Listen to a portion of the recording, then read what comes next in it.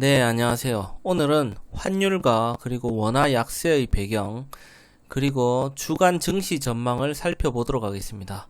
기사를 보다가 나오는 종목이 있으면 또 종목도 확인을 해볼 예정입니다. 먼저 환율을 보시겠습니다. 환율을 보시면 네이버에 닫히면 나옵니다. 환율 검색을 해보시면 원달러 환율, 미국 USD 해서 1344원이 나와 있습니다. 코로나 때 환율이 굉장히 밑으로 떨어졌었는데요. 그 이후로 환율이 급등을 했습니다. 환율이 급등한다는 것은 원화 약세, 달러 강세 이렇게 보시면 되겠습니다. 그 이후에 이제 쭉 빠졌습니다. 쭉 빠지고 현재는 다시 반등이 나오는 구간에 있습니다. 지금 현재 10년으로 보고 있는데요. 10년으로 이렇게 살펴보시면 역사적인 고점 구간에 머물러 있다. 이렇게 보시면 되겠습니다. 3년으로 보시면 지금 3년으로도 잘 보이죠. 평균이 뭐 한 요 정도였다 보면 지금은 굉장히 고점으로 올라가고 있다. 지금도 계속해서 올라가고 있습니다. 그러면 원달러 환율이 계속 올라가고 있고 원화가 약세인 배경에 대해서 알아보겠습니다. 기사를 살펴보겠습니다. 미국발 호재도 원하는 약세, 굴욕 배경, 기초 체력 하반기에 나아질까 이런 기사를 읽어보도록 하겠습니다. 미국의 소비자 물가지수 CPI 둔화에 따른 미 긴축 사이클 종료 기대감에도 불구하고 11일 서울 외환시장에서 원달러 환율은 상승 마감했습니다. 그러니까 원화는 약세고 달러는 강세다. 이렇게 보시면 되겠습니다. 원화 가치가 오를 만한 상황에서도 힘을 받지 못하는 이유는 한국 경제에 대한 우려 때문이다. 한국 경제가 아무리 봐도 미국 경제하고는 비교할 수 없겠죠. 그래서 한국 경제가 조금 불안해 보인다. 이렇게 보는 건데 우리가 이제 한국에 살고 있잖아요. 한국에 사는 상황에서는 여기에 관심을 두는 사람이 아무도 없습니다. 현재 우리가 먹고 자고 쓰는데 큰 영향이 없다. 그냥 물가가 좀 올랐구나. 이런 느낌밖에 못 받습니다. 그런데 지금 전문가들이 봤을 때, 그리고 환율로 봤을 때는 한국이 경제 위기가 미국보다 더 심하고 원화 가치가 더 낮다. 이렇게 보는 거죠. 전문가들은 하반기 우리 무역 수지가 개선될 것이라는 기대로 환율이 점차 하향 안정화될 것이라고 내다봤다. 환율이 이렇게 올라가면 미국의 돈의 가치가 달러화의 가치가 더 올라가기 때문에 외환은 바깥으로 미국 쪽으로 이렇게 빠져나가게 됩니다.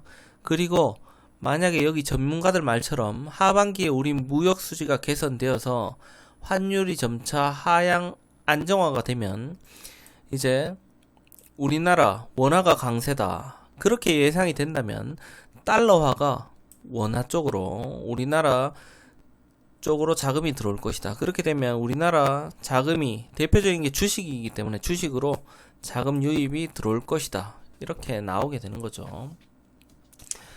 아무튼 그렇게 나오고 있습니다. 전체적으로 보질 않고요.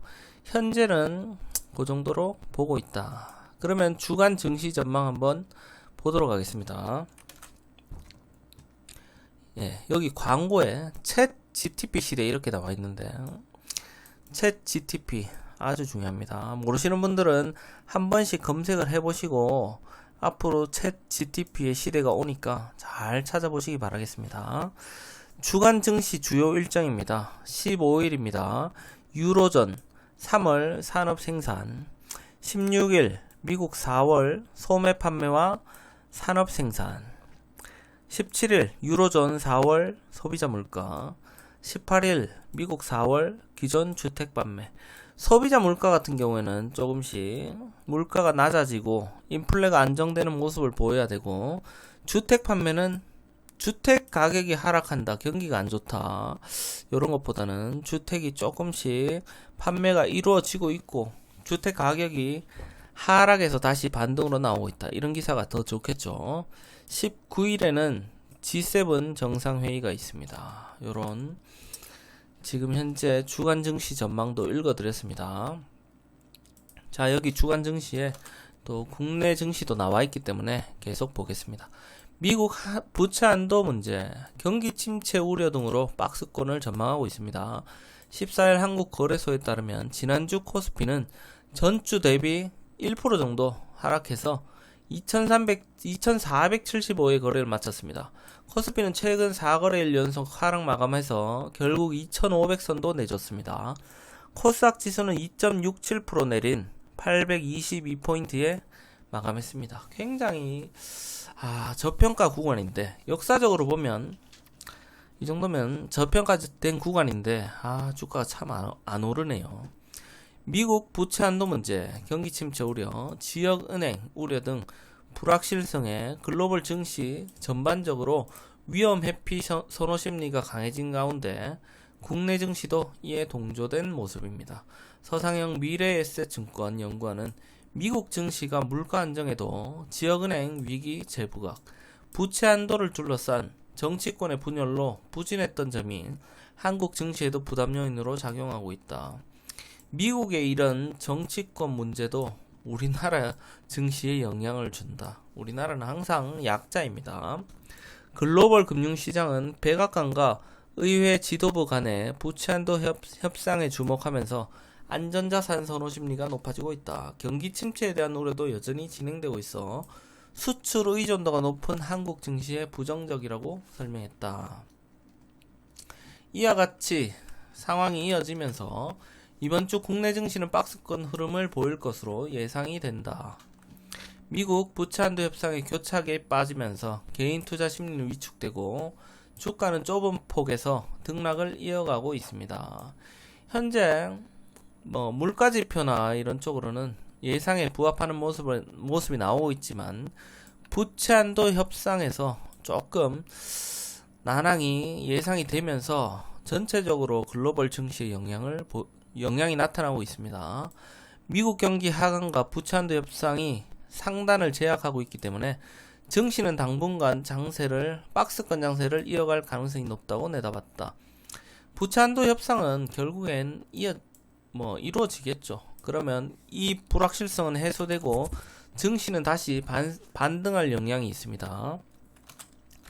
연초 이후에 강한 상승세로 증시를 견인했던 2차 전지주 약세를 보이는 점도 부정적인 요인입니다.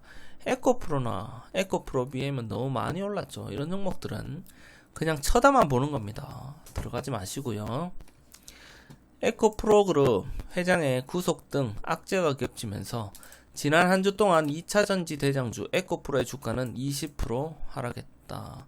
오른 거에 비하면 20% 정도야. 이만큼 오르고 꼴랑 요거 내려갔는데, 아무튼 2차 전지가 하락하면서 우리나라 증시가 하락하는데도 영향을 줬다. 이렇게 보시면 되겠습니다. 주요 이벤트 열리며 변동성이 확대되고 있다. 이번 주 증시에서 미국의 가계 소비를 가늠할 수 있는 지난 4월 소매 판매 등 주요 경제 지표가 주목을 끌 것으로 보인다. 오는 19일에서 21일 일본 히로시마에서 열리는 주요 7개국 G7 정상회의에서도 관심이 쏠린다. 21일에는 한미일 정상회담이 개최된다. 김유미 키움증권연구원은 주요 경제지표와 연방준비제도 위헌 발언, 미국 부채한도 협상 등 금융시장에 영향을 미칠 만한 변수들이 많다며 미국과 중국의 경제지표 결과에 따라서 경기 방향성에 대한 다양한 의견이 나올 수 있고 연준 위원들의 발언은 연내 금리 인하 기대를 낮출 수 있다고 내다봤다. 금리가 상승할지 인하할지 이런 거는 맞추는 거는 의미가 없다고 했습니다. 내가 금리를 안 올린다 해놓고 지금 엄청나게 올렸죠. 미국에서도 안 올린다 해놓고 굉장히 많이 올렸고 지금도 이제 거의 고점에 왔다고 이렇게 전문가들이 보고 있지만 더 올라갈 수도 있고 더 내려갈 수도 있는 문제입니다. 경기 침체 우려 속에 진행됐던 1, 4분기 실적 시즌이 양호하다는 점은 긍정적이다. 이 때문에 실적을 기준으로 종목을 살펴보는 전략이 유효하다. 미국에도 실적 좋은 기업들, 나스닥이나 S&P 상위 기업들은 또 주가가 많이 올랐습니다.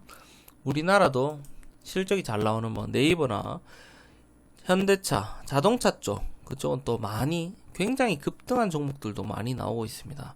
그래서 실적 잘 나온 종목들 빠질 때 조금씩 모아가고 그렇게 하시면 되겠습니다.